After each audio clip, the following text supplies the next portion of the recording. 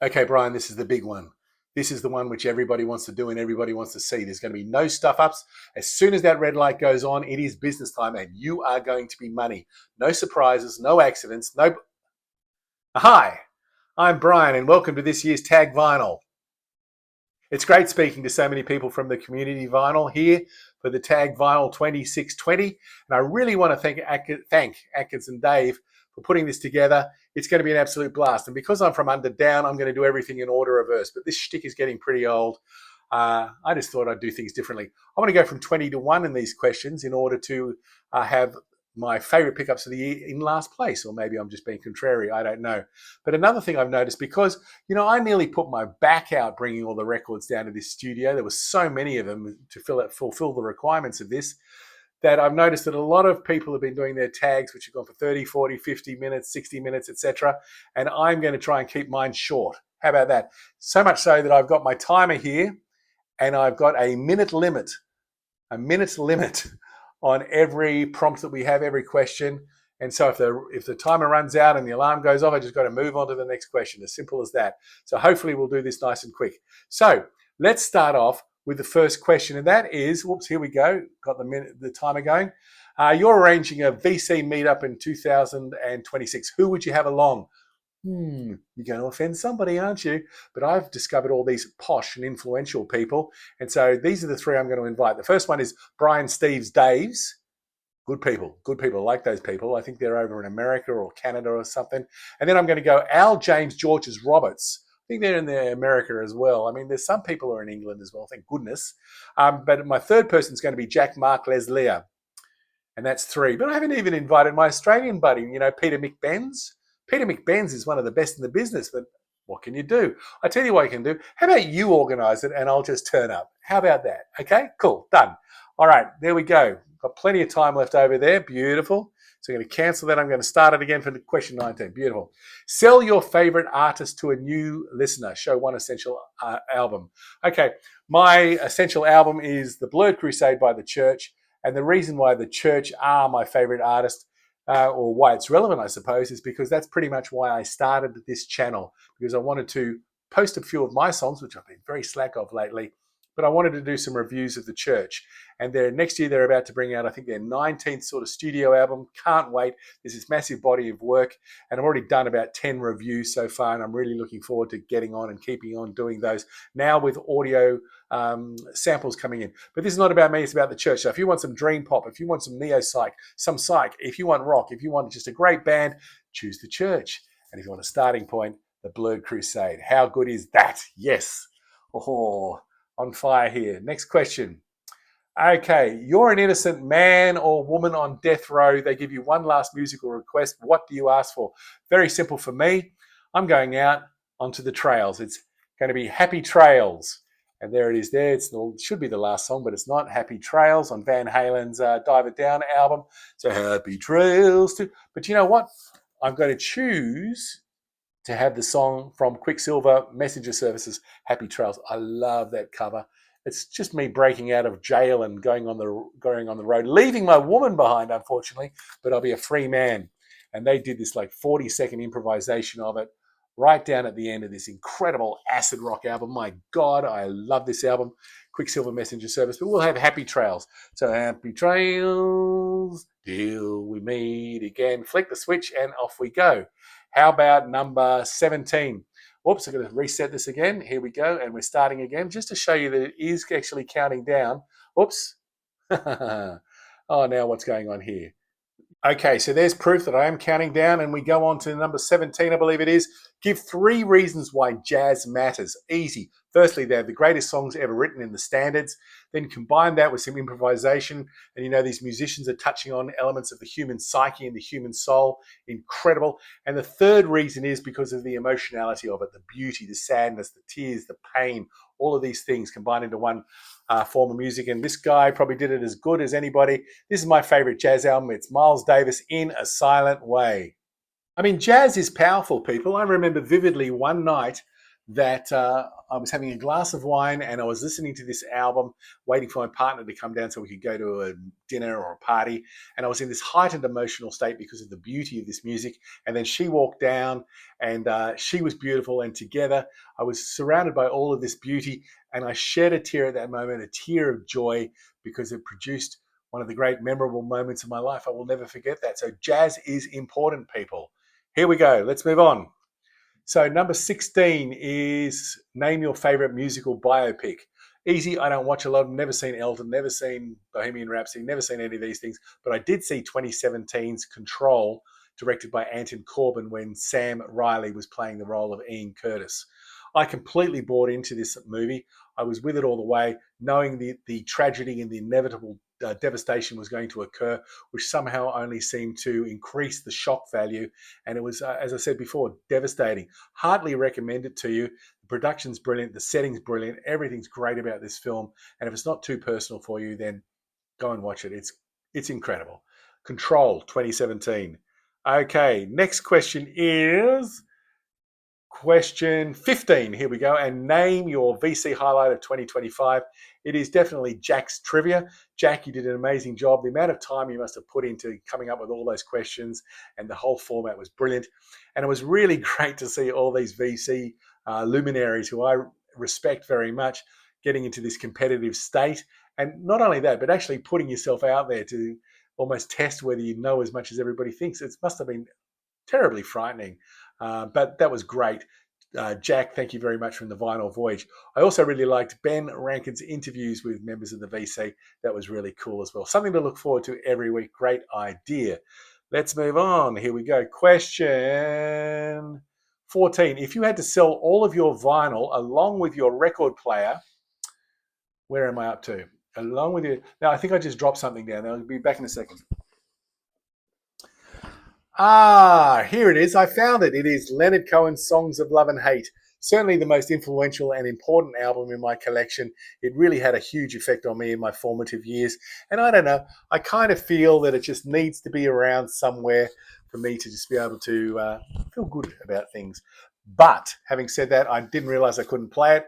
So I've gone with this cover. It's a beautiful day. Look at the optimism there. In this world that we live in today, isn't it great just to have some optimism there?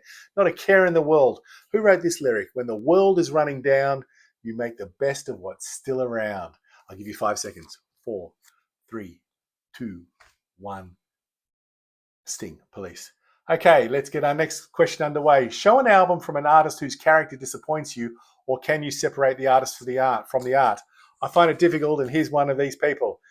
This is the soundtrack to the film, excellent film, Colors. And I bought this primarily because of Ice-T's version of Colors, which I think is a brilliant song. Now, I really dig Ice-T. I love his album Power, and I love Original Gangster. But you know what? He was never a gangster, we know that. But he did get up to some bad things in his life. But what really turned me against him was when he joined the cast of Law and Order. I mean, look at him here. I mean, that just sucks, doesn't it? I mean, what do you think? Anyway, let's move on to the next one. And this one is, what do we got? Show 3 albums from artists you've tried to love, but you're questioning why you bother.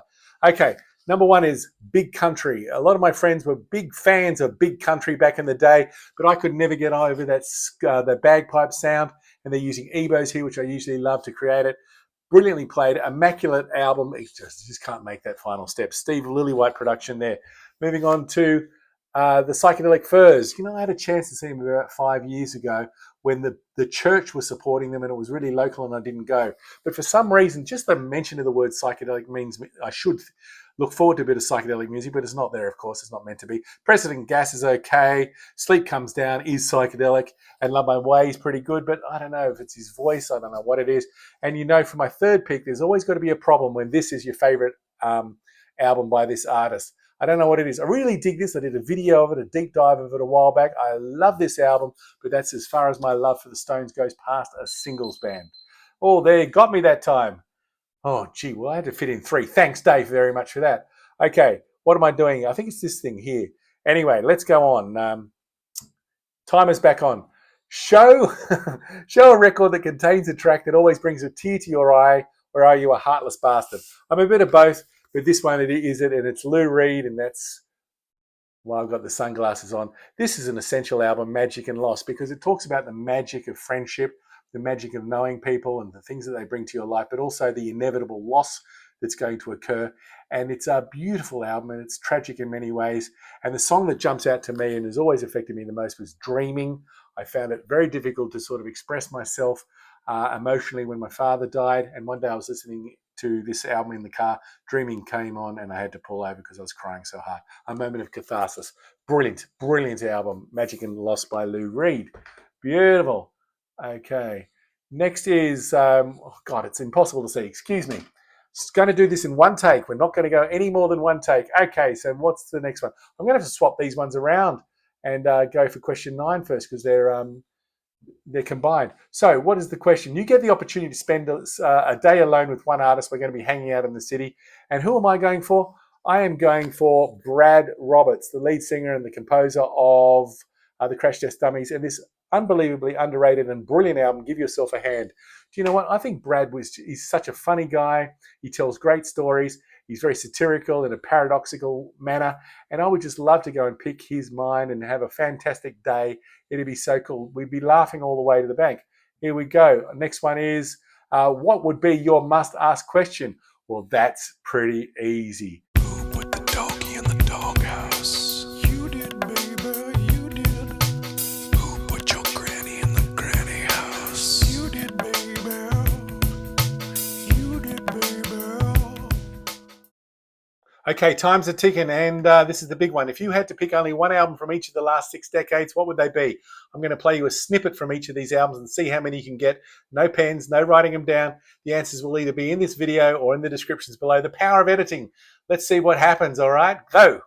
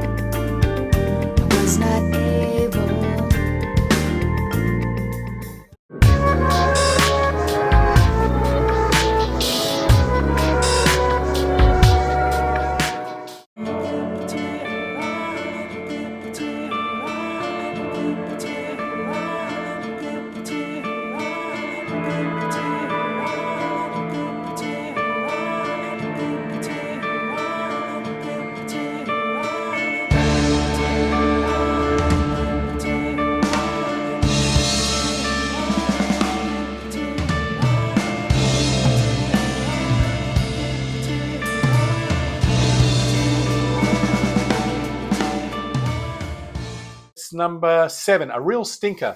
A track from an album you love that you hate. Sorry, what does that mean? A track from an album you love that you absolutely hate. Why the hate? Okay, my album is Revolver. 5 seconds now to work out which one I absolutely hate. 1, 2, 3, 4.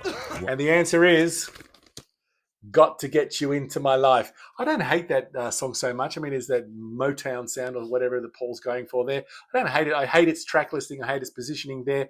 I mean, how can you put that after I Want to Tell You, but before Tomorrow Never Knows? And we're in psychedelic heaven, and then we go, got to get you into my life. I've got to get you into the Hey Jude compilation or something like this. Throw it on side 1, whatever you want to do. But please not before Tomorrow Never Knows. Okay, cool. There we go. Next question here is, timer on. Get off me. You know, I wore this on a plane once and it really annoyed the hell out of me then. It's annoying the hell out of me now. Oops, time's ticking. Okay, we love to have fun here. Show your top 3 soul dance records. Okay, number 1, Face Dancers by The Who. Number 2, Empires and Dance by Simple Minds. And number 3, check this cover out, Dance by Gary Newman. And your challenge is, can you put them in the correct order of release? Which album came out first, second, or third? So was it Dance by Gary Newman? Come on, you should be working right now. Was it Simple Minds or was it Face Dancers? And the answer to the question is, I better get it done. Empires and Dance was first, Face Dancers was second, and Gary Newman was third. There we go. Oh, we got through that in no time at all. Beautiful. All right, now we go on to a tricky one. This is a bit longer. We'll try and sneak these in. Okay, so Let's go. What do we need to do? Oops, just drop something. Just drop something on the ground. Won't be back in a second. Don't panic, Bryan. Remember, you're One Take Bryan. You're going to get everything right. Nobody needs to know that you've left the room. Fix it up in editing. Everything will be cool. It's just like you say to the kids all the time. Don't point out your mistakes to the audience. They'll never, ever notice them unless you point them out to them. Okay, deep breath and let's go. What's happening with these doors? Come on! Oh, I thought somebody, it's so much cooler in this room now. I've turned on the air conditioning. Anyway, let's go. Not much to go now. A couple of tricky ones, and everything will be cool. Everything will be cool. Okay, welcome back, and we get our timer ready. So this is question 5 now, I believe. Show 2 albums, one for each of your favorite male and female singers. Why these 2? Okay, for the first one, for my female artist, I'm going to whistle for you.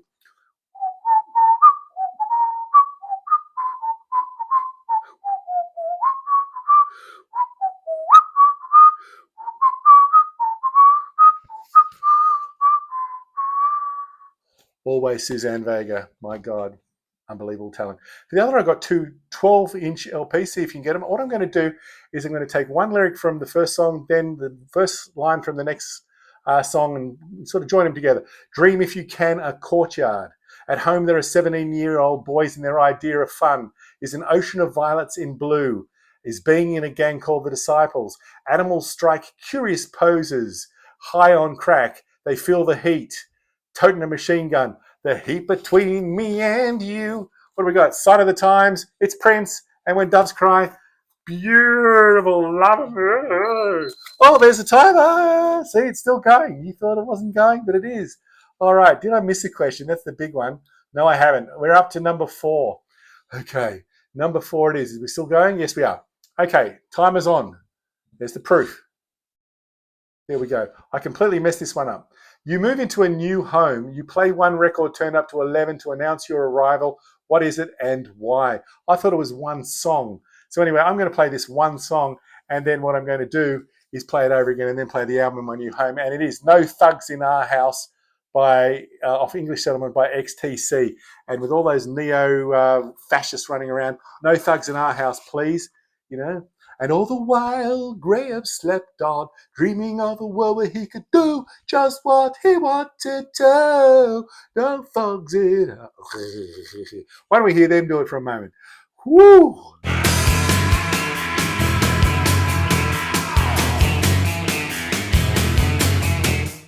Yo, yo, yo, what's up, my peeps? Everything here is groovy, and everything here is tickety-boo. Next question, the big 3 coming up now from DJ Dave A. It's a terrible American accent, but I'll still go with it.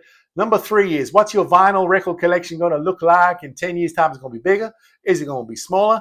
Is it going to be about the same? Well, that is the question. And that is the big question, because I'm pretty happy with where it's at the moment, and I don't want it to get that much bigger, which is why I'm doing this series on my channel about 3 plays, 3 picks. So let's take this example here of Donovan's Barabba Jangle.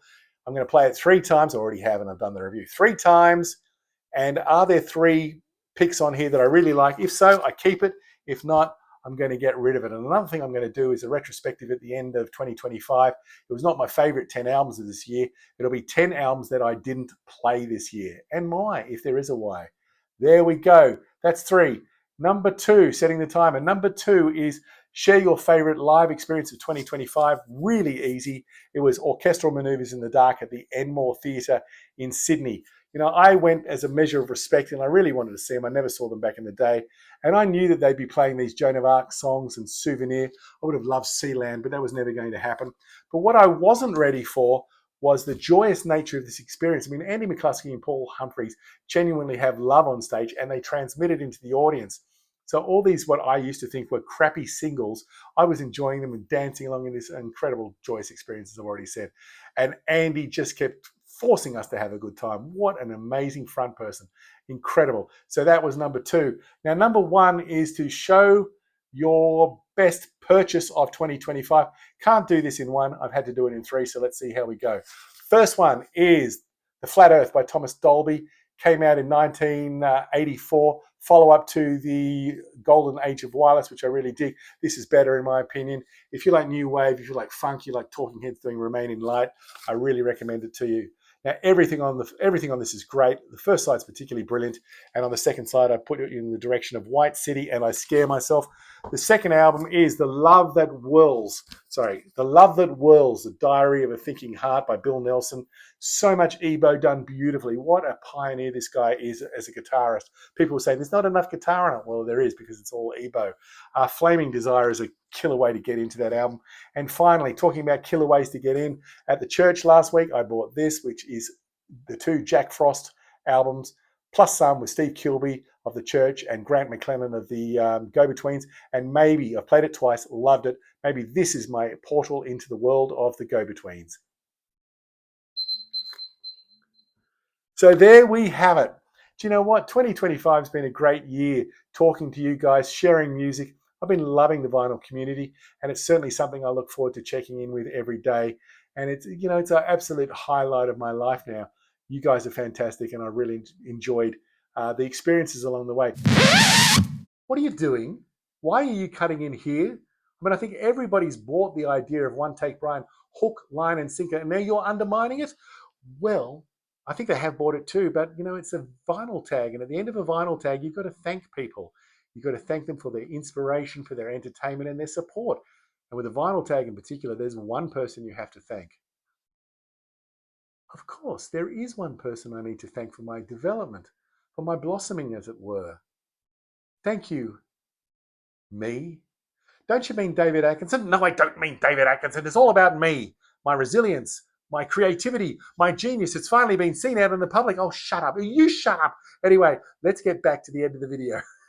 Thank you, Dave, for putting together this vinyl tag. It's been great. It's made me stronger. My biceps are getting stronger, and I don't have any back problems now. Thank you so much for doing it. The thought that went into it was really cool. And it was great sharing some more records and some more ideas here from the past. I hope everybody has a wonderful holiday and festive season. You're doing really well. And it's been a pleasure, as I said, to talk to you and reminding you that if music of any sound, shape, size, or XTC gives you pleasure, then I'm not going to argue with your opinion.